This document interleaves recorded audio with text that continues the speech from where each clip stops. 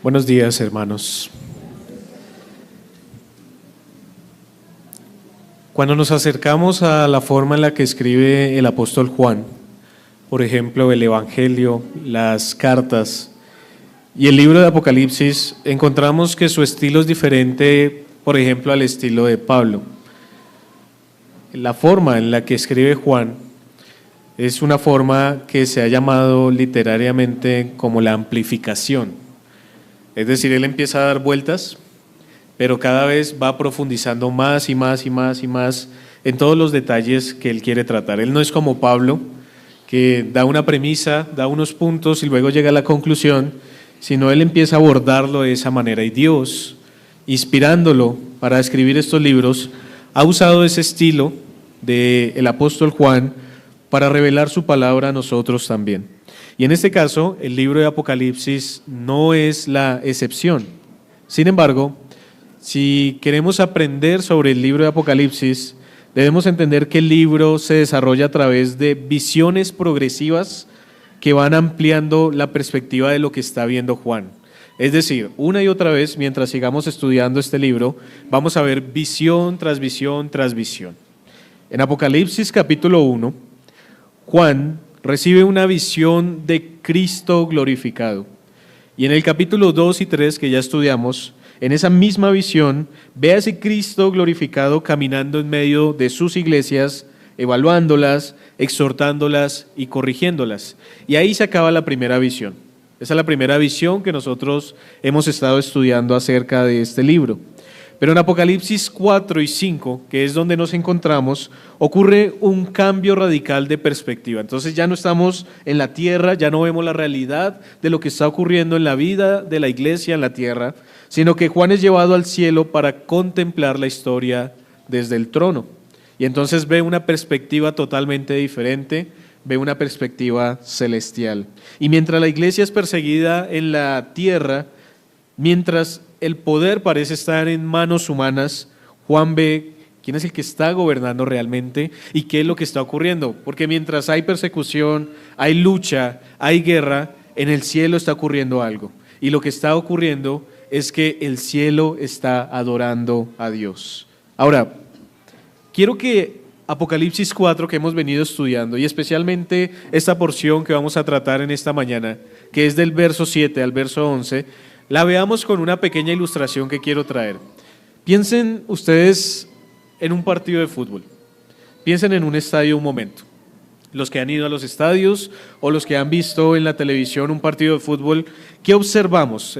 Observamos varias cosas cuando ocurre un partido de fútbol. Observamos banderines, observamos las gradas, observamos cantos, observamos gritos, observamos la tribuna y todas las personas que están allí, las familias, las barras, los grupos de cada uno de los equipos que está jugando. Observamos al árbitro, observamos a los camarógrafos, observamos las canchas, el césped, y cada uno de esos detalles son importantes.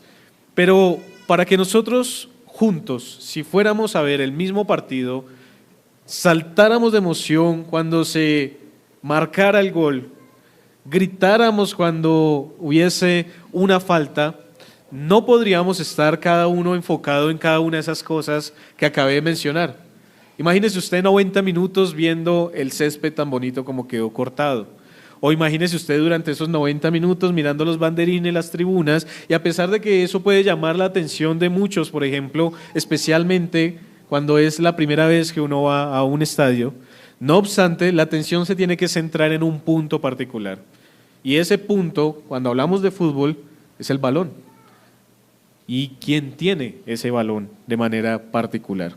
Y cuando nosotros vamos a Apocalipsis y vemos la visión del trono, nosotros vamos a ver relámpagos, vamos a ver truenos, vamos a ver ancianos, vamos a ver querubines, vamos a ver un mar de cristal, vamos a ver un montón de detalles que el Señor ha querido revelar, pero ese no es el centro. Esa no es la atención que nosotros debemos tener de manera muy particular, sino que la atención, como en el campo de fútbol, es el balón, por decirlo de una manera. En la visión que Juan está teniendo, es algo que se nos repite una y otra vez, y es una palabra que vimos la ocasión anterior, el trono. y aquel que está sentado en el trono. Si ustedes miran conmigo Apocalipsis 4 un momento, van a encontrar una y otra vez esta palabra. En el versículo número 2, por ejemplo, dice: y al instante yo estaba en el Espíritu y aquí un trono, y en el trono uno sentado. Y así sucesivamente en el verso 4 dice: y alrededor del trono. Verso 5, y del trono salían. Verso 6, y delante del trono. Pero del verso 7 en adelante, lo que vamos a encontrar son esos detalles y cómo ellos confluyen a ese trono y a aquel que está sentado en el trono. Por eso he querido llamar a este sermón Cuando el cielo adora. Porque cuando el cielo adora, no está adorando a cualquier ser, no está adorando cada uno por su cuenta, sino lo que vamos a encontrar en Apocalipsis del 4, versos 7 hasta el 11, es que todo lo que está alrededor del trono está en movimiento, porque la atención está fija en aquel que está sentado en ese trono. El cielo, entonces, no es una escena caótica, sino es una escena cuidadosamente compuesta por Dios. El cielo no está mirando a los seres vivientes, aunque nosotros los vamos a ver como Juan los vio. Los seres vivientes no se están mirando entre sí. Los ancianos no están mirando sus coronas, sino que todos están observando a aquel que está sentado en el trono. Y como Dios se está revelando de esa manera, el cielo responde, y responde en adoración. Así que eso es lo que vamos a estar tratando en esta mañana. Y en esta porción vamos a ver qué ocurre cuando el cielo adora. Y de manera particular, la adoración se desarrolla a través de dos momentos especiales, dos grupos que van a estar adorando. Y si ustedes estuvieron atentos a la lectura del verso 7 al verso 11, van a encontrar dos grupos allí que están adorando a Dios, que está sentado en el trono. El primer grupo son los seres celestiales y el segundo grupo son los seres redimidos. Y eso va a ser lo que vamos a estar tratando hoy. Y esta va a ser la estructura que seguiremos en esta ocasión. Así que en primer lugar, hermanos, vamos a adentrarnos al texto y vamos a ver la adoración de los seres celestiales, para lo cual vamos a leer nuevamente Apocalipsis 4, del verso 7 al verso 9 con más atención. Leamos. El primer ser viviente, dice la palabra, era semejante a un león. El segundo era semejante a un becerro. El tercero tenía rostro como de hombre.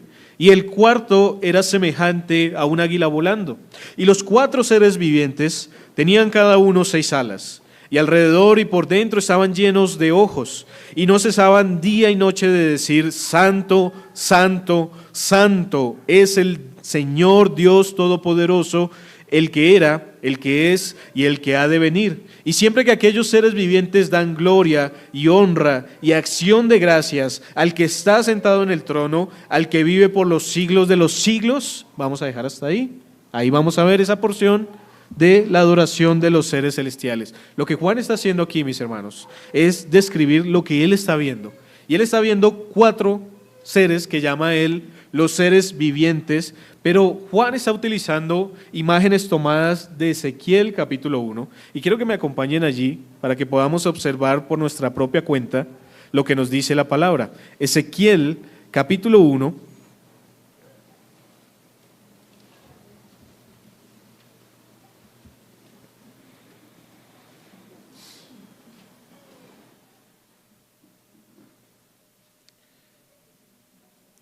y miren que la visión de Ezequiel es un poco similar, no es exactamente igual. Hay unos detalles que Ezequiel ve diferentes al apóstol Juan, pero en el verso 1, por ejemplo, 1:1 dice: aconteció en el año 30, en el mes cuarto, a los 5 días del mes, que estando yo en medio de los cautivos junto al río Quebar, los cielos se abrieron y vi visiones de Dios. Ahora, en el versículo 4 dice: y miré, y he aquí venía del norte un viento tempestuoso y una gran nube con un fuego envolvente, y alrededor de él un resplandor, y en medio del fuego algo que parecía como bronce refulgente. Verso 5. Y en medio de ella la figura de 4 seres vivientes, y esta es su apariencia, y empieza a describirlos. Noten entonces que el profeta Ezequiel también tuvo una visión en donde vio 4 seres vivientes. En Ezequiel capítulo 10, vamos allí un momento, Ezequiel capítulo número 10.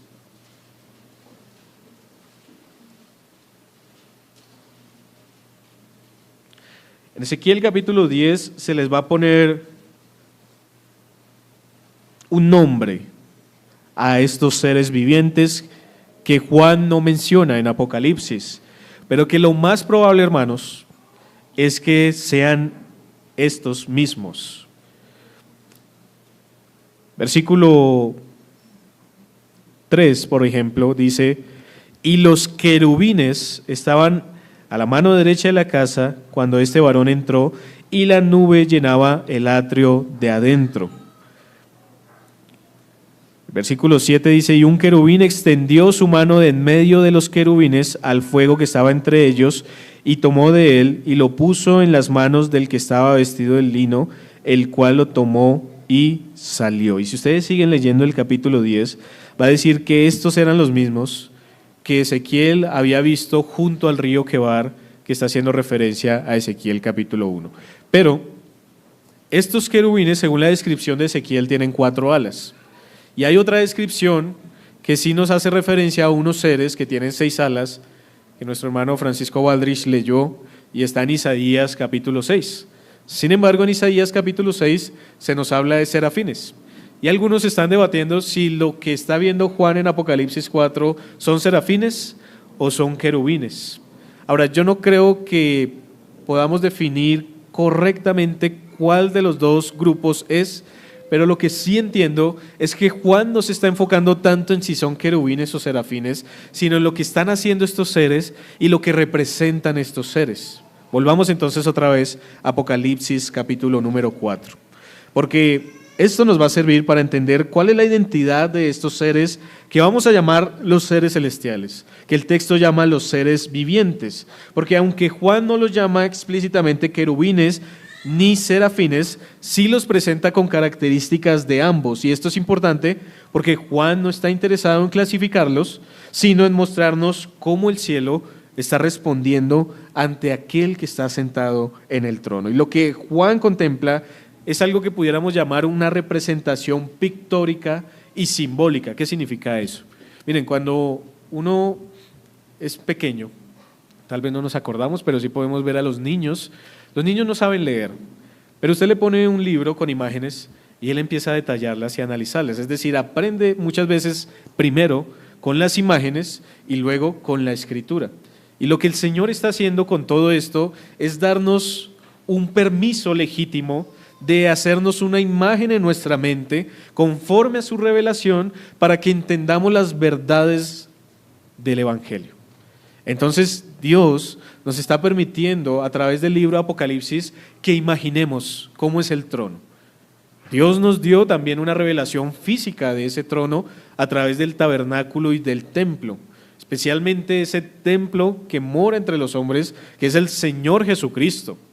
Pero todos esos detalles el Señor los ha querido revelar para que nosotros no nos inventemos cómo es Dios, o no nos inventemos cómo son los querubines, o nos inventemos cómo están los creyentes delante de la presencia del Señor, sino que entendamos qué es lo que significa. Porque aunque no es literal, es simbólico, es una representación pictórica, es decir, es una representación en una imagen simbólica. Es decir, literalmente cuando estemos en la presencia del Señor no vamos a decir, sí, miren los ángeles tenían 6 alas, miren los ojos por dentro y por fuera, sino que vamos a entender qué era lo que significa, que voy a tratar de explicárselos en este momento.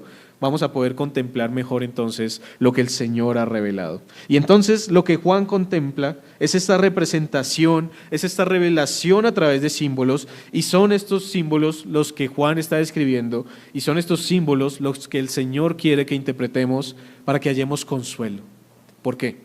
Porque recuerden que Juan está escribiendo a unas iglesias del primer siglo que están siendo perseguidas, iglesias que están siendo atacadas por la sinagoga de Satanás, por el trono de Satanás, iglesias donde los cristianos están muriendo por causa del nombre de Cristo, que están perdiendo sus propiedades, sus casas, y ellos necesitan una esperanza a la cual aferrarse. Y lo que el Señor hace no es decirles tranquilos, no van a vivir sufrimiento, no van a padecer persecución, sino aún en medio de la persecución, Aún en medio de la escasez, aún en medio de la muerte, observen a Dios, que está sentado en el trono, inamovible, inalterable, que gobierna y que reina por los siglos de los siglos. Obsérvenlo bien, consuélense y mantengan su esperanza hasta el fin de los tiempos allí. Y eso es lo que está mostrando entonces Juan. Pero entonces estos seres vivientes que aparecen en nuestro texto en el versículo número 7, tienen unas descripciones que Juan quiso darnos, que el Señor quiso revelar, y pudiéramos considerar entonces ya no solamente su identidad, sino su función a través de ellas. Estos seres no están quietos. En toda la Escritura aparecen estos seres cumpliendo funciones claras. Por ejemplo, ellos son guardianes del trono, son ejecutores del juicio divino, como vamos a ver cuando entremos en los sellos, porque ellos son los que van a estar allí atentos a todo esto. Ellos son portadores de fuego santo, como Ezequiel nos dice. Ellos purifican, ellos son líderes en la adoración celestial, y eso nos deja ver entonces qué es lo que estos seres vivientes están haciendo. A lo largo del libro de Apocalipsis, los seres vivientes son mencionados y están presentes en momentos claves del plan de Dios. Por ejemplo, acompáñenme a Apocalipsis capítulo 5, versículo número 6, allí aparecen otra vez estos seres vivientes. Dice, y miré, y vi que en medio del trono y de los 4 seres vivientes y en medio de los ancianos estaba en pie un cordero como inmolado. Dejémoslo hasta ahí. Miren, en el verso 8 otra vez nos los mencionan, dice, y cuando hubo tomado el libro, los 4 seres vivientes y los 24 ancianos se postraron delante del Cordero. En el versículo 11 se nos vuelven a mencionar, y miré y oí la voz de muchos ángeles alrededor del trono y de los seres vivientes. En el versículo 14, otra vez los encontramos, los 4 seres vivientes decían, amén, etcétera. En el capítulo 6, en el verso 1, en el verso 3, los encontramos. Verso 1 dice, vi cuando el Cordero abrió uno de los sellos y oí a uno de los 4 seres vivientes decir con voz de trueno, ven y mira. El versículo 3 dice, cuando abrió el segundo sello, oí al segundo ser viviente que decía, ven y mira. Y así sucesivamente pudiéramos avanzar. Capítulo 7, versículo 11, se nos dice que ellos rodean el trono en adoración. En el capítulo 14, versículo 3, dice que ellos presencian el cántico nuevo. En el versículo 7 del capítulo 15, entregan las copas de juicio. Y por último se nos mencionan en el capítulo 19, versículo 4, en donde se postran y adoran a Dios. Esto confirma entonces, hermanos, que estos seres tienen algunas funciones. Primero, operan desde el ámbito del trono. Por eso en Ezequiel se ven que ellos van de un lado para el otro junto al trono. Ellos no se despegan del trono. Todo lo que hacen, lo hacen porque el trono o el que está sentado en el trono se los está mandando. Pero en segundo lugar, ellos adoran, ellos alaban, ellos reconocen al que está sentado en el trono. Pero en tercer lugar, ejecutan el gobierno divino. Ellos son ejecutores de lo que Dios les está mandando hacer. Por ejemplo, en Ezequiel, capítulo 10, versículos 6 y 7, dice que un querubín toma fuego del altar y lo entrega para ejecutar juicio sobre Jerusalén. Y todo esto entonces nos muestra que estos seres actúan desde la presencia misma del trono, y esta realidad fue representada en el tabernáculo, en el lugar santísimo. 2 querubines fueron esculpidos sobre el propiciatorio justo junto al trono de Dios. Y nos confirma entonces que el trono está rodeado de seres celestiales que adoran. Apocalipsis capítulo 4, volvamos allí. Versículos 7, por lo menos allí encontramos el significado de 4 rostros con los que aparecen estos seres. Ahora, recuerden, los 4 rostros no describen criaturas literales. No es que cuando lleguemos allá veamos el rostro de un león, el rostro de un becerro o un toro, el rostro de un humano. No, sino que cada uno tiene un significado en el libro. Por ejemplo, el rostro del león enseña autoridad y realeza. El león es el rey de los animales salvajes, según lo conocemos. Estos seres entonces gobiernan, tienen autoridad, simboliza majestad, dominio y poder. Ahora, Dios es el que gobierna con autoridad absoluta desde el trono, pero Dios ejecuta sus juicios dándole autoridad a estos seres, y uno de estos seres simboliza esta verdad. El otro tiene un rostro como de becerro, nos dice el versículo número 7. El becerro o el toro simboliza la fuerza, pero también el servicio. Es un animal de trabajo y de sacrificio y representa fuerza obediente y servicio constante. Y es que los seres vivientes que están allí, ellos están prestos a servir al Señor. Ellos están atentos a la voz del precepto de Dios. Pero hay un tercer ser viviente con un rostro de hombre. Eso significa que ellos son inteligentes, que tienen una conciencia moral. No son simples animales, sino que tienen una conciencia. Ellos son creados por Dios, pero el hecho de que tengan un rostro como de hombre simboliza razón, responsabilidad y gobierno delegado. Pero hay un cuarto ser viviente que tiene rostro como de águila, que simboliza la velocidad y la vigilancia. El águila es el que vuela, es el animal que vuela más alto y es el que tiene una vista precisa. Y precisamente por eso entonces simboliza rapidez, simboliza perspectiva y simboliza un juicio rápido e ineludible como las águilas cuando cazan a sus presas. Así que todo lo que se nos está representando con estos rostros simboliza esta realidad, pero uno se pregunta, ¿por qué 4? ¿Por qué no 2? ¿Por qué no 3? ¿Por qué 5? Y es que 4 simboliza a la creación. 4 son los puntos cardinales, norte, sur, este, oeste. 4 fueron los ríos que salían del Edén, que cubrían toda la tierra. Y una y otra vez, cuando ustedes encuentran el número 4 en las Escrituras, está representando toda la creación. Y lo que esto significa es que ellos están representando todo lo creado, adorando a su Creador. Todo lo creado está adorando a Dios. Todas las criaturas, incluso los rostros que ellos tienen, que están representando a la creación visible, está adorando a Dios. Ahora, Apocalipsis, capítulo 5, versículo 13, confirma esta lectura. Miren conmigo un momento allí. Apocalipsis 5:13 dice: y a todo lo creado que está en el cielo y sobre la tierra y debajo de la tierra y en el mar y a todas las cosas que en ellos hay, oí decir al que está sentado en el trono y al Cordero, sea la alabanza, la honra, la gloria y el poder por los siglos de los siglos. Así que el número 4 está representando la totalidad de la creación. Eso es lo que Juan está viendo en esa visión, y es lo que nosotros debemos entender de esa visión, que mientras la iglesia sufre en la tierra, mientras que luchamos con nuestro pecado, con el mundo, con Satanás, el cielo está adorando a aquel que está sentado en el trono y que no hay nadie que no esté adorando allí. Y esa visión, mis hermanos, no es una visión del futuro, es una visión en presente. Es lo que estaba ocurriendo en el momento que Juan estaba teniendo esa visión, y por ende, hoy día, después de 2000 años, aún en el cielo se sigue adorando. Aún siguen esos 4 seres vivientes reconociendo al Señor y representando a toda la creación del Señor, porque al final todo lo creado le va a dar la gloria y la honra al Rey de Reyes y Señor de Señores, ya sea la gloria de su gracia por la salvación, o ya sea la gloria de su justicia por su verdad. Y así seguimos entonces avanzando. Versículo número 8.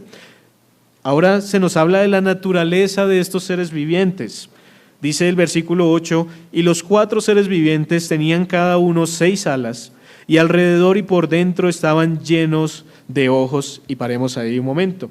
Juan entonces añade más detalles a lo que está observando de estos seres vivientes. Dice que cada uno de ellos tenía 6 alas, y esas 6 alas nos conectan directamente con Isaías 6, donde los serafines van a usar 2 alas para cubrirse el rostro en señal de reverencia, 2 para cubrir sus pies en señal de humildad y 2 para volar en señal de servicio. Entonces, si ustedes pueden notar esas 3 cosas, reverencia, humildad y servicio, es adoración, humildad y servicio, está relacionada con lo que ellos hacen de manera particular. Estos seres son entonces completamente reverentes, completamente disponibles y completamente activos, están atentos a la voz de Dios, pero saben que no son Dios y se cubren y saben que son criaturas y se humillan, a pesar de ser una creación tan esplendorosa de nuestro gran Dios. Ahora, nos sigue diciendo el texto, en el versículo 8, que no cesaban día y noche de decir. ¿Qué significa eso? Que no se cansan, que no se aburren, que no duermen. Ellos están ahí constantemente para servir al Señor, para reconocer que no son Dios, pero para adorarle también. Luego nos dice el texto que estaban llenos de ojos por dentro y por fuera. Y usted puede ir a YouTube y buscar una ilustración de todo esto y literalmente va a encontrar unos seres muy extraños, muy siniestros, con todos estos ojos y con todas estas descripciones. Sin embargo, son de símbolos y nos van a transmitir también una idea. Los ojos por dentro y por fuera indican dos cosas. Por fuera, que no hay punto ciego, que nada ocurre sin atención, que todo lo que los querubines o estos seres vivientes están observando no se va a poder esconder. Y como los querubines tienen una función de juicio, no hay nadie que pueda escapar al juicio de Dios por medio del cual Él envía a sus querubines, y no hay nadie que se esconda de ellos. Pero también tiene ojos por dentro, cada uno de estos querubines. Eso significa que hay una conciencia interior, que su voluntad está alineada con la de Dios, que están pendientes a lo que Dios haga, a donde Dios se mueva, a lo que Dios diga, y que no se pueden olvidar, que no se pueden, como decimos coloquialmente, descachar, o no se pueden dormir, o no se pueden distraer. Están llenos de ojos, atentos, mirando toda la creación, mirando al Señor, mirando todo lo que Él ha determinado. Y por eso Ezequiel confirma esto en la visión. Los querubines se mueven cuando el Espíritu se mueve. Los querubines van hacia donde el trono va, indicando que ellos están atentos y que el juicio que procede del trono es justo, pero es informado y perfectamente ejecutado por ellos. Por último, de estos seres vivientes vamos a encontrar su adoración. En el versículo 8 y en el versículo 9 nos dice que estos que están allí, que de día y de noche no se cansan, están haciendo algo. Están alabando, están adorando con todo su ser, y su alabanza y su cántico dice: Santo, Santo, Santo es el Señor Dios Todopoderoso, el que era, el que es y el que ha de venir. Esto es una doxología profundamente teológica. ¿Qué es una doxología? Es el reconocimiento de verdades de Dios, a las cuales normalmente en las Escrituras se le concluye un amén. ¿Por qué? Porque se reconoce la grandeza de Dios, porque se reconocen sus atributos, se reconocen sus obras, se reconocen sus perfecciones. ¿Y cuáles se están reconociendo aquí? Primero, el énfasis es santo, santo, santo. Recuerden que alguna vez hemos estudiado qué significa que la Biblia mencione 3 veces santo, y es que Dios es santísimo. Dios es extremadamente santo, infinitamente santo, que su justicia es santa, que su amor es santo, que su misericordia es santa, y que todo lo que Él es santo por naturaleza. Y ellos están reconociendo esa verdad. Estos seres vivientes están alabando al Señor por esa santidad. Y luego encontramos entonces otro trío, si lo pudiéramos decir de esa manera. En el versículo 8 dice: Santo, Santo, Santo, y después dice: Señor Dios Todopoderoso. 3 nombres del Señor. Señor, para exaltar su soberanía. Dios, porque es el Dios del pacto. Y Todopoderoso, porque ¿quién puede detener la mano del Señor? Ahí entonces se está reconociendo su soberanía, Señor, su autoridad, Dios, su poder ilimitado, todopoderoso. Y por último encontramos otra tríada. Dice: el que es, el que era, el que es y el que ha de venir, que nos trae a la mente el nombre de Dios: yo soy el que soy. Es el Dios del pacto. Es el Dios de las promesas, es el Dios que se encuentra allí sentado en ese trono. Y algo entonces que podemos analizar con esto, hermanos, es que la adoración celestial no es una invención. La adoración celestial no es una invención, sino que es respuesta a la revelación de Dios. Por eso la adoración, hermanos, debe ser profundamente teológica. No podemos adorar a quien no conocemos. Nosotros no podemos adorar de quien no hemos leído. Por eso ustedes ven esos himnos que cantamos llenos de teología. Ustedes pueden ir a otras iglesias y escuchar canciones que dicen verdades de Dios, pero que se repiten como un mantra una y otra vez porque no hay profundidad teológica, porque no hay conocimiento de Dios, porque si entran un poco al conocimiento de Dios empiezan a chocar con la teología que han armado año tras año en su propia imaginación. Por eso encontramos iglesias que adoran a Dios como ellos se imaginan, pero debemos adorar a Dios tal cual es revelado y debemos nosotros responder de esa manera. Ahora, estos ángeles, estos seres celestiales, adoran al Señor por su santidad, por su soberanía. Hoy no queremos escuchar de santidad, queremos escuchar de que Dios es amor, pero no encontramos en Apocalipsis cánticos que digan Dios es amor, amor, amor, pero sí encontramos alabanzas que dicen santo, santo, santo. Y no me malentienda, Dios es amor, pero Dios es santo. No encontramos en Apocalipsis alabanzas donde diga el hombre puede hacer todo lo que pueda hacer y Dios está dispuesto a ayudarlo, sino encontramos a la soberanía de Dios. Dice Señor, no somos nuestro Señor, Él es el Señor. Encontramos a aquel que tiene toda autoridad, Dios, el que todo lo puede hacer, el Todopoderoso, el que es eterno, que es lo que significa ese nombre, el que es, el que era, el que ha de venir. Y nos dice el verso 9, en conclusión de esta primera parte, y siempre que aquellos seres vivientes, ¿cuál es el efecto de la adoración? Y siempre que aquellos seres vivientes dan gloria, honra y acción de gracias. Noten, aprendamos de esa adoración. Gloria, honra y acción de gracias. Ellos están respondiendo a lo que Dios es. Ellos no se centran en sí mismos, ellos no están buscando una experiencia religiosa, ellos no están buscando emoción, ellos están completamente absorbidos por lo que están viendo en el trono y responden con gloria, con honra y con acción de gracias, que traducido es todo lo que acabamos de leer, lo que ellos están diciendo. Gloria, honra y acción de gracias, porque ellos saben que son criaturas del Señor, que Dios las ha creado, que Dios es bueno, que Dios es santo, que Dios es justo, que Dios es perfecto, y eso es lo que ellos están replicando, reaccionando y respondiendo. Cuanto mejor conocemos a Dios, mejor adoramos. Cuanto menos nos conocemos a nosotros mismos, más grande se vuelve Dios. Y así debe ser.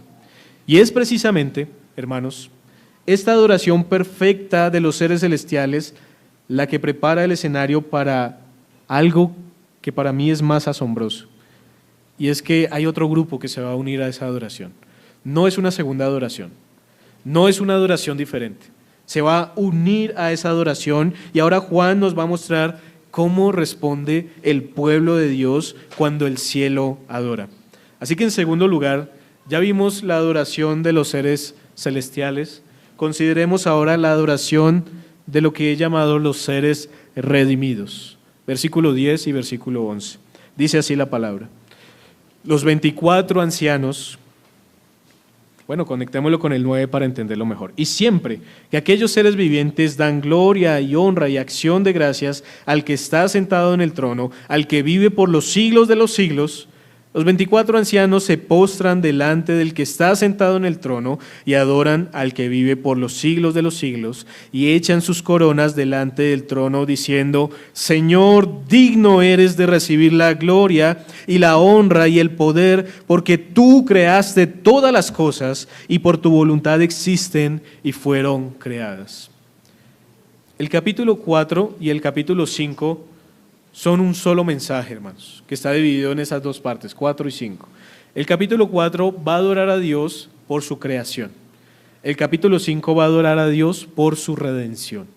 Pero estamos observando el 4 y vemos cómo una y otra vez todos los elementos que están allí enfatizan esa creación y por lo cual Dios es digno de ser adorado. Y si en los versículos 7 y 9 hemos visto cómo los seres celestiales responden al trono, ahora en los versos 10 y 11 Juan nos muestra algo aún más asombroso, el pueblo de Dios que ya ha vencido y que está unido en adoración. Los hermanos que han partido a la presencia del Señor desde el tiempo de Juan hasta el día de hoy están adorando al Señor, al que vive por los siglos de los siglos, día y noche. Porque si ustedes notaron, el verso 9 comienza diciendo, y siempre que aquellos y cada cuanto los seres vivientes están adorando al Señor. Ya se nos dijo, no cesaban día y noche de decir. Entonces, si los seres vivientes no cesan de adorar al Señor, los ancianos que están allí no van a cesar de adorar al Señor. Ahora, recuerden, entonces podemos analizar en primer lugar la identidad de los adoradores. ¿Quiénes son estos 24 ancianos? Los 24 ancianos representan al pueblo completo de Dios. Y entre más personas están llegando al cielo, llamadas a la presencia del Señor, más se van agrupando hasta que este número 24, que es un símbolo de todo el pueblo de Dios, miren conmigo un momento Apocalipsis 21. Apocalipsis 21, para reforzar esto que ya lo habíamos visto. En Apocalipsis 21 encontramos, por ejemplo, mientras lo buscan en el verso 9, un título, dice la Nueva Jerusalén. Ahora, no entendamos, hermanos, de manera incorrecta Apocalipsis, porque la Nueva Jerusalén no es una Jerusalén física, no es una Jerusalén terrenal, sino es celestial. Y esta Nueva Jerusalén es el pueblo de Dios. No es un lugar, no es un territorio, son las personas. Y eso es lo que se está simbolizando en Apocalipsis capítulo 21, pero especialmente, miren en el versículo número 10 dice, y me llevó en el espíritu a un monte grande y alto, y me mostró la gran ciudad santa de Jerusalén que descendía del cielo de Dios. Versículo 12. Tenía un muro grande y alto con 12 puertas, y en las 12 puertas 12 ángeles, y nombres escritos, que son los de las 12 tribus de los hijos de Israel. Ahora, si siguen leyendo, y ya lo habíamos visto, hay unas columnas también, ¿no? Y son 12 columnas. ¿Y quiénes representan esas 12 columnas? Los 12 apóstoles. Es decir, Apocalipsis 21 nos está diciendo que la Nueva Jerusalén está constituida de 12 puertas que representan a los creyentes del Antiguo Testamento, las 12 tribus de Israel, y 12 columnas que representan a los creyentes del Nuevo Testamento, el fundamento de la iglesia, que son los apóstoles. Y juntos constituyen una Nueva Jerusalén. El templo del Dios vivo, la ciudad del Dios vivo, la columna y sostén de la verdad, la iglesia del Señor Jesucristo. Así que cuando vemos a los 24 ancianos adorando, 24, que es un número simbólico, la numerología de las Escrituras nos enseña que es un pueblo conjunto y completo, que son 12 y 12, que están todos adorando al Señor, pero que no son seres celestiales, sino que son seres ancianos humanos, que han sido redimidos y que todos están representados en ellos para que puedan adorar, y por eso ellos de continuo están haciendo esto delante del Señor. Así que la identidad de los adoradores es los redimidos de todos los tiempos. Estos ancianos están sentados en tronos, ya lo estudiamos. Estos ancianos están vestidos de blanco. Estos ancianos tienen coronas, y en Apocalipsis 2 ya se nos había prometido que aquellos que venzan iban a estar sentados en tronos, aquellos que venzan iban a ser vestidos de blanco, aquellos que venzan iban a tener coronas sobre su cabeza. Ellos han sido justificados, ellos han sido glorificados, ellos han sido, como Apocalipsis 1:6 dice, hechos reyes y sacerdotes. Pero ahora ocurre algo impactante en Apocalipsis capítulo 4, volvamos allí. En el versículo 10 dice que los 24 ancianos, ¿qué hacen? Se postran.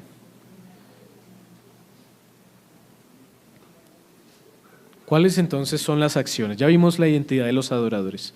Las acciones de los adoradores son varias. Por ejemplo, la primera que encontramos allí es que se postran delante del que está sentado en el trono. Y me gusta pensar también en otro texto que aparece en Apocalipsis, se los voy a leer.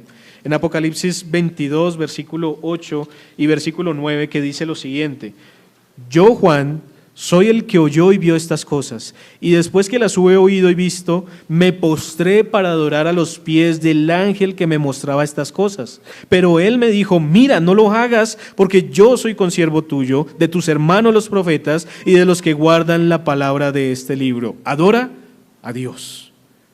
Es decir, que estos ancianos no están postrados delante de los querubines, no están postrados delante del arcángel Miguel, ni del arcángel San Gabriel, ni de ningún otro santo. Ellos están postrados delante del trono. Y miren la enseñanza. ¿A quién debemos adorar entonces? ¿A la Virgen María? ¿A la Virgen de Guadalupe? ¿A San Ignacio? ¿Al arcángel Gabriel? ¿A los ángeles? Solamente a Dios. Solamente a Dios es la gloria, solamente adoramos a Dios, el verdadero Dios, y eso debe regular nuestra adoración, hermanos, porque así como se adora en el cielo, hágase tu voluntad en el cielo, o hágase la voluntad en la tierra, así como en el cielo, así nosotros también debemos entonces adorar al que vive por los siglos de los siglos. Ellos, los ancianos, no se están postrando ante símbolos, ellos se están postrando ante el poder, ellos se postran ante el poder de Dios, y esto nos enseña que la verdadera adoración comienza con humillación, con reconocimiento de la grandeza de Dios y con conciencia de quién es Él y quiénes somos nosotros. En Apocalipsis, hermanos, los ancianos se postran repetidamente. Solamente para los que están tomando nota, Apocalipsis 5:8 se postran, Apocalipsis 7:11 vuelven a postrarse, en Apocalipsis 11:16 nuevamente lo hacen, y por último en Apocalipsis 19:4. Y esto no es un gesto ocasional o de cortesía, es una postura permanente del corazón.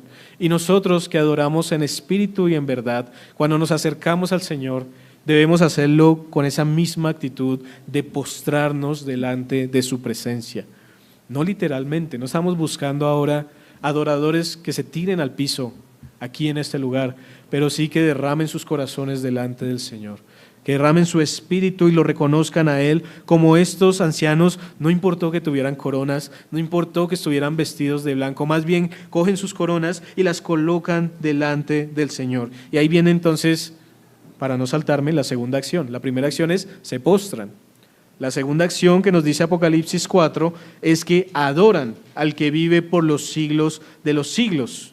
Es interesante, no solo el Dios que vive, sino el Dios que vive por los siglos de los siglos. Es decir, que los cristianos que estaban escuchando esto deberían alentarse, porque no solamente iba a vivir en el año 90 después de Cristo, no solamente iba a vivir en el año 100 después de Cristo, en el 500, en el 1000, en el 1500, sino que sigue viviendo en el 2026 y seguirá viviendo hasta que el Señor Jesucristo regrese por segunda vez, y aún así seguirá viviendo por los siglos de los siglos.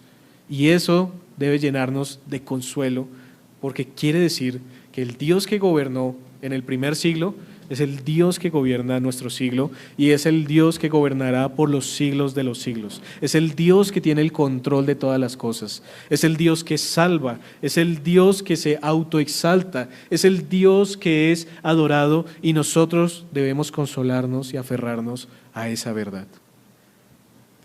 La tercera acción, dice nuestro texto, en Apocalipsis 4, versículo número 10 al final: echan sus coronas delante del trono. Y aquí ocurre una escena muy rica teológicamente hablando. Las coronas no son decorativas, hermanos.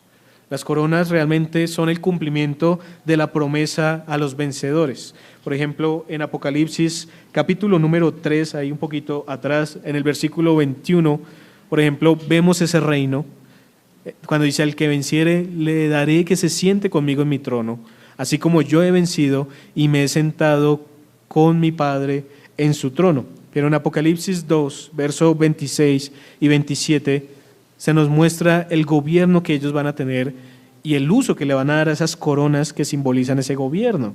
Al que venciere y guardare mis obras hasta el fin, yo le daré autoridad sobre las naciones, y las regirá con vara de hierro, y serán quebrantadas como vaso de alfarero, como yo también la he recibido de mi Padre. Ahora, ¿qué significan esas coronas? Significan que lo que una vez se le dio a Adán en el Edén, que era sojuzgar y gobernar toda la creación, va a volver ahora a los redimidos del Señor.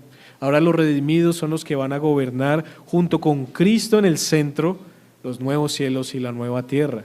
Ellos son los que ahora están encargados de cuidar toda la creación, que van a gobernar sobre toda ella y que desde ya lo están haciendo, aún desde el cielo en donde están adorando. Sin embargo, noten que eso no es motivo de jactancia de los cristianos. No es motivo de decir, mírenme como reino, soy un rey. Ahora hablémonos de esa manera, somos reyes, entonces el rey Jaiber, el rey Pepito, la reina Pepita, sino que más bien cogen ese reinado, esas coronas, ese poder y esa autoridad y lo dirigen a donde debe ser. Es como si ellos estuvieran diciendo lo siguiente: nada de esto es mío, Señor. Todo lo que soy y tengo viene de ti. En la gloria, hermanos, nadie dirá, yo me lo merecía. Porque cuanto más cerca estemos de Dios, más conscientes seremos de nuestra indignidad. Y eso es lo que está simbolizando que estos ancianos se postren. La gratitud los impulsa a devolver lo que recibieron, a decir, Señor, yo no soy digno de esto. Señor, yo no lo merezco. La gloria sea para ti, Señor. No habrá ningún anciano representándonos a nosotros que esté de pie diciendo, no, pero yo sí lo merecía. Como decía ahorita los hermanos anteriormente, no hay nada que nosotros merezcamos, no hay ninguna razón por la que nos encontremos aquí que no sea la salvación que Dios nos ha dado a través de Cristo Jesús. Pero estos ancianos también dan unas palabras en el verso 11. Las palabras de adoración son las siguientes: Señor, digno eres de recibir la gloria y la honra y el poder, porque tú creaste todas las cosas y por tu voluntad existen y fueron creadas. Aquí se reconoce públicamente que Dios es digno, que toda la gloria pertenece a Él y que todo poder procede de Él. La adoración verdadera, si notan, siempre une acciones y palabras. Siempre une el postrarse, el servir, el correr hacia Él, pero palabras que alaban su nombre. En un aspecto práctico, hermanos, por eso debemos tener cuidado con el llamado que algunas iglesias han hecho de que no digamos que somos cristianos en nuestros trabajos, en nuestras universidades, porque por nuestros hechos debemos mostrarlo. Eso está mal, hermanos. Nosotros debemos mostrar que somos cristianos por nuestros hechos, pero con nuestras palabras debemos también afirmarlo. Y no debemos temer y no debemos ser cobardes en renunciar al pecado cuando decimos somos cristianos. Miren, cuando uno llega a una nueva empresa, a un nuevo lugar y uno dice soy cristiano, y tal vez usted lo ha sentido así, uno se pone un lazo sobre el cuello, porque ahora lo van a observar diferente, lo van a juzgar diferente y usted mismo no le va a poder dar rienda suelta a una forma de hablar tal vez un poco impía o a una forma de proceder diferente. Ya le va a tocar entonces tal vez llegar más temprano, salir a la hora que es, no hacer trampa, no hacer soborno, y eso es lo que debemos hacer, porque eso es lo que merece nuestro Señor. Eso es lo que dice nuestro texto, Él es digno. Ahora, ¿cuál es la razón por la cual Él es digno según este texto? Dice Él, porque tú creaste todas las cosas y por tu voluntad existen y fueron creadas. Todavía no se nos habla de redención, hermanos. Miren que hay razones para adorar al Señor. Si Dios no nos hubiera redimido a ninguno de nosotros, aún así hay una razón todo suficiente para adorar al Señor, y es que nos hizo. Nos trajo a la existencia. Él es el origen de todo. Él es el sustentador de todo. Él es el propósito de todo. Por eso Pablo dice, porque de Él y por Él y para Él son todas las cosas. Nada existe por accidente. Nada se explica a sí mismo. Todo existe porque Dios quiso que existiera. Y aquí hay otro llamado también a nuestro pensamiento cristiano. No podemos, hermanos, decir que la creación vino de la nada y se produjo de la nada, cuando Dios de la nada ha creado, pero Él es el agente creador. No podemos creer las teorías que el mundo enseña en contra del Señor, negando la existencia de Dios, por más absurdas que sean, y creerlas como si fueran una verdad y aunarlas a la verdad que Génesis capítulo 1 y capítulo 2 nos enseña. Debemos seguir afirmando quién es el Creador y para quién es la gloria. La gloria no es para el Big Bang. La gloria no es para Charles Darwin con la teoría de la evolución. La gloria no es para nadie más, sino solamente para el único creador y sustentador de todas las cosas, nuestro gran Dios. Hermanos, negar esto es desplazar a Dios y vamos a terminar en idolatría. Y eso es lo que hace el impío. Idolatra el Big Bang, idolatra la evolución, idolatra cualquier cosa que le pueda explicar menos Dios cómo se crearon las cosas. Y para ellos es más fácil creer que de la nada vino todo, a que alguien de la nada trajo a existencia todo. La Biblia dice que los cielos cuentan la gloria de Dios y por eso los ancianos, al contemplar la creación, son movidos a adorar. Y allí entonces encontramos el fin de esta escena, en donde el cielo está adorando y en donde estos dos grupos, los seres celestiales y los seres redimidos, están adorando al Señor. Así que en conclusión, mis hermanos, quiero pasar a algunas aplicaciones que nos pueden ayudar a entender todo lo que vivimos. Ahora, Juan no recibió, hermanos, esta visión para satisfacer lo que pudiéramos llamar una curiosidad profética. En nuestros tiempos, en redes sociales, en las iglesias, cuando se hablan de estos temas, muchos se apilan. Hablan de Apocalipsis, de escatología, de los jinetes, del fin del mundo y de todas estas cosas, y muchos se amontonan, muchas vistas hay en las redes sociales, en YouTube y demás, porque hay una curiosidad. No porque realmente se quiera aprender de la palabra de Dios en muchos de los casos, no en todos los casos, pero en muchos de los casos es así. Para escuchar un poco el misticismo, para escuchar si realmente la batalla entre Rusia y Ucrania es la señal del fin del mundo, o el conflicto con Israel, o ahorita algunos están hablando de Estados Unidos y Venezuela y todas estas cosas que ellos interpretan como señales del Apocalipsis, y la gente se amontona para escuchar. Realmente la visión que recibió Juan no la recibió para satisfacer esa curiosidad profética. Él la recibió para sostener a una iglesia que estaba siendo perseguida y atribulada. Los creyentes, hermanos, a quienes se les escribió Apocalipsis, estaban siendo perseguidos por Roma, estaban siendo rechazados por la sociedad, estaban siendo tentados a pensar que el mal estaba ganando, imagínense. Y en nuestros tiempos también, hermanos, ¿cómo vemos a nuestra nación, a nuestra ciudad? Llena de perversión, llena de inmoralidad, llamando bueno a lo que Dios llama malo y llamando malo a lo que Dios llama bueno. E incluso las iglesias están haciendo lo mismo. Estamos tal vez haciendo lo mismo. Para eso no se escribió la palabra del Señor, hermanos. Se escribió para iglesias que estaban luchando, para iglesias que necesitaban consuelo, guía, exhortación, corrección y ánimo. Por eso Dios les muestra lo más importante y lo central en Apocalipsis, que Dios está sentado en el trono. Y en ese trono hay alguien que vive por los siglos de los siglos. En ese trono hay alguien que gobierna sobre toda la creación. En ese trono hay alguien que recibe adoración continua. En ese trono hay alguien que no ha perdido el control. Y si tuviéramos que resumir los 22 capítulos de Apocalipsis en una frase sería esta: Dios está sentado en su trono, no tengas temor. Dios está sentado en su trono, no tengas temor. Ahí resume Apocalipsis.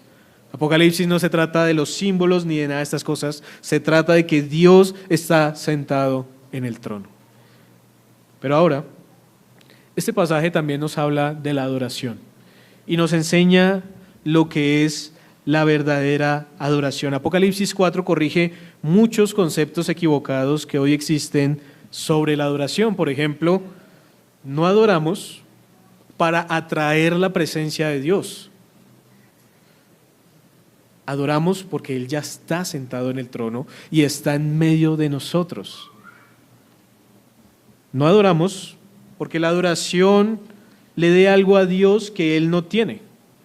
Adoramos porque reconocemos que la gloria y el poder ya le pertenecen. No adoramos para sentirnos emocionalmente elevados. Adoramos porque es una respuesta a la revelación de quién es Él. Y aunque nuestras emociones confluyen a eso, es la razón y el conocimiento de su palabra la que va a gobernar nuestra adoración. La adoración, como decía el pastor Engelbert, no es algo que hacemos antes o después de la palabra. Algunos cometen ese error, por eso algunos tienen en poco la predicación de la palabra. Por eso algunos pueden decir, hoy no vamos a predicar la palabra, hoy vamos a adorar. Dicen así, pero la adoración incluye la palabra, la adoración incluye la alabanza, la adoración incluye el reconocimiento del Señor. La adoración entonces es lo que define nuestra relación con Dios y es la verdad de su palabra. Pero por último, la adoración no es para nosotros, sino ¿para quién? Para Él. Por eso no es como a nosotros nos gusta, sino es como Él ha demandado que le adoremos. En el cielo, entonces, nadie se está evaluando a sí mismo, nadie está diciendo, ¿cómo adoraré al Señor? Todos están mirando al trono y todos están reaccionando a esta visión que están teniendo. Ahora, también encontramos una norma celestial para nuestra adoración. Los seres vivientes adoran por quien Él es. Los ancianos adoran a Dios por lo que Él ha hecho. Ahí podemos encontrar un resumen de cómo deberíamos adorar a Dios. ¿Quién es Él y quién es Él? Él es el infinito, el todopoderoso. Él es el perfecto, el soberano, el inmutable. Él es el santo, Él es el justo. Pero también podemos adorar a Dios por lo que Él ha hecho. Él ha creado, Él gobierna y Él redime. Esta adoración entonces es lo que pudiéramos llamar una adoración bíblica. Es una adoración profundamente teológica. Es una adoración completamente centrada en Dios. Es una adoración basada en la revelación, no en el gusto personal. Es una adoración expresada tanto con palabras como en acciones. Perdemos el enfoque de la adoración, hermanos, cuando nos centramos mucho más en lo externo, en la forma, en la música o en nosotros mismos. Hay algunos que piensan que porque no hay una batería, que porque no hay un piano o no hay una guitarra, no estamos adorando verdaderamente, y eso es falso. Son formas secundarias que acompañan a nuestra adoración, pero la adoración es en espíritu y en verdad. La adoración es cantar la revelación de Dios. La adoración es escuchar la palabra de Dios y aplicarla a nuestra vida y dejarnos guiar por el Espíritu Santo. La adoración es ofrendar. La adoración es leer la palabra. La adoración son todos estos elementos que una y otra vez escuchamos. La adoración no son las sillas, la adoración no es la ubicación, la adoración no es el sonido. Y aunque son cosas secundarias que pueden ayudar a una mejor adoración, no es lo más importante. Lo más importante es que Dios está sentado en el trono. Pero también, hermanos, pudiéramos sacar de manera aplicativa que así como los ancianos nos dejan una imagen que debería marcarnos, debemos ponerla en práctica. ¿Ellos qué hacen? Echan sus coronas delante de su trono. Ellos no niegan que tienen coronas, pero ellos las tienen porque Dios se las dio. Ellos no se apropian de ella, sino que ellos se las entregan a Él. Ahora, ¿qué corona estamos reteniendo en nuestra vida? ¿Un ministerio tal vez? ¿Nuestra propia obediencia? ¿Nuestro sacrificio? Mírenme cómo soy cristiano y sufro. ¿Nuestra propia reputación? ¿Nuestra fidelidad? ¿Las usamos para qué? ¿Para exaltarnos o las arrojamos delante del trono? En el cielo entonces nadie dirá, yo lo logré. Todos dirán, Él lo logró y Él es digno de adoración. Por último, este mensaje también tiene una esperanza para la iglesia que sufre. Apocalipsis fue escrito para una iglesia perseguida. En el tiempo de los cristianos estaban reinando los césares. el César del Imperio Romano. Luego llegaron los dictadores. En nuestros siglos llegaron los filósofos, los psicólogos modernos y los burladores. La Biblia dice que ellos pasarán, han muerto. Aquellos filósofos y pensadores que dijeron Dios ha muerto, murieron. Y Dios sigue viviendo y vivirá por los siglos de los siglos. Domiciano murió, Nerón murió, los dictadores, Hitler, Mao Zedong, todos ellos murieron. Stalin murió. Y todos aquellos escarnecedores, burladores y opresores de la iglesia van a morir. Y no solamente en esta vida, sino van a presenciar la muerte eterna. Pero Dios vive por los siglos de los siglos. Piensen en cómo eso iba a alentar a la iglesia y cómo a nosotros debe alentarnos también. Cuando temamos a los hombres, debemos levantar los ojos al cielo. Cuando la historia parezca fuera de control, debemos recordar quién la gobierna. Dios no ha abandonado el mundo. Es su mundo, es el mundo de Dios. Y un día lo renovará. Y un día traerá justicia sobre él. Un día Él restaurará la creación, Él quitará el dolor, Él eliminará la justicia y hará nuevas todas las cosas. Y ese es el mensaje, mis hermanos, del libro de Apocalipsis. Hasta entonces, la iglesia no debe vivir con miedo, debe vivir adorando constantemente al que vive por los siglos de los siglos. Porque mientras la tierra tiembla, el cielo sigue cantando, Santo, Santo, Santo es el Señor Dios Todopoderoso, el que era, el que es y el que ha de venir. Así que mis hermanos, ánimo en el Señor. Vamos a orar y con esto terminamos.